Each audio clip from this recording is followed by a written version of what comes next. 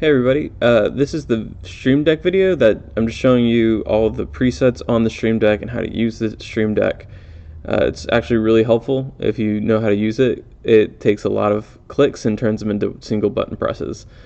So the big thing to know about the Stream Deck, especially when it relates to vMix, it's not actually directly connected to vMix. It is only connected to vMix via hotkeys. So there are various hotkeys on a normal keyboard that you could use. But due to compatibility, it still works and it's easier to visualize on a Stream Deck instead of remembering what buttons are what buttons. But they're all correlated to these buttons now. So we'll start with pre-service. Pre-service, it will start the video loop for pre-service, as you'll probably hear it start coming out. So you can see up in the top right that the stream loop's going. And the audio is coming from, as you'll see here on the intro video, the audio is on this, and it's not on for the Dante audio or the soundboard audio, which is very important because we don't want, if we're using the loop, we don't want audio coming from the soundboard. So the next thing we have is worship. So worship will put the audio back on Dante or the soundboard. It will put the camera up, and it will overlay automatically this because, or the NDI send that we get from ProPresenter. And the reason we do that is because it's easier that way, honestly. We always want the lower third. We want to have the lyrics on the stream, and it will, since it's not sending the full slide, it's just sending the lyrics. It doesn't cover anything. Worst case, we can turn it off and it's not a big deal. But that is what the worship does in essence. And then we have Akka Sermon, which is the same thing, except for this is turned off. The NDI overlay is automatically turned off. And the reason we do that is because I don't want someone to accidentally hit this button thinking it's Akka Sermon and then forget that the slide's overlaid or not expect that slide to be overlaid.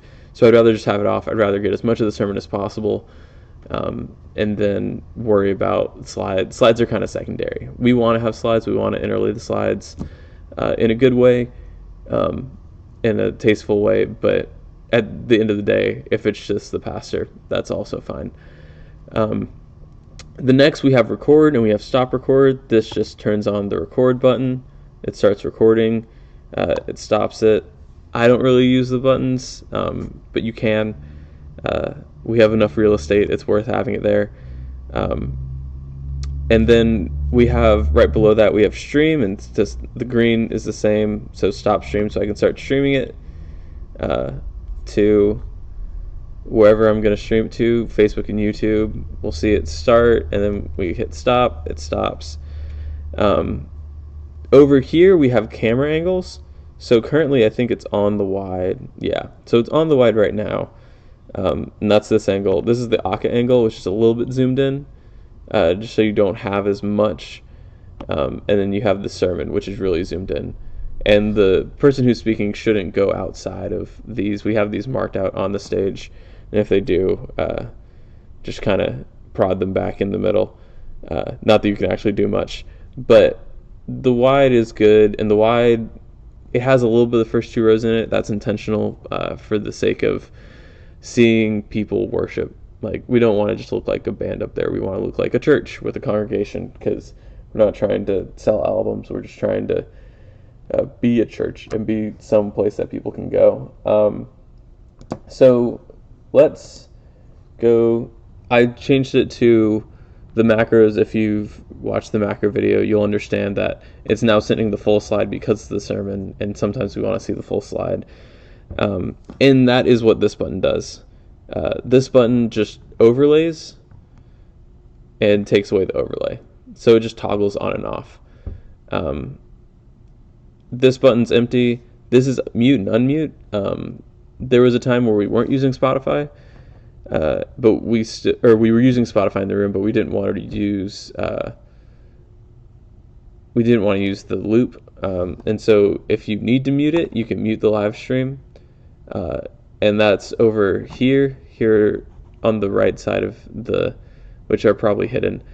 But just know it mutes it. You can unmute it, and it'll turn all the audio back on. And the last one is only for live stream setup. It's called setup. It's actually doesn't have a single action. It is a folder of actions. So if I hit it, it takes me here. This will open a link to Facebook. This will open a link to AWS, which I'll probably talk about in the next video. For live stream setup, this is a title. So for Facebook, this is what I was talking about when I said you can paste it. It just has it in a clipboard, and it'll just automatically paste it into into whatever text document you have, or in the website. These are the links. This is what you can use to open vMix. This will open PTZ Optics, which is the controller for the camera, which you don't probably need to use. The settings we have are pretty preset, and there's a remote that you can also use, but 9 times out of 10 you probably won't use this for that purpose. But I think that's about it for the Stream Deck. Hopefully it's pretty self-explanatory, and if you don't really want to get into the weeds, you don't have to remember all those things, but it's just important to know what everything does. So next I'll probably go into AWS, which is kind of a extra thing. So if you're just running slides on a normal Sunday, you can stop here. The AWS is more for days I'm gone.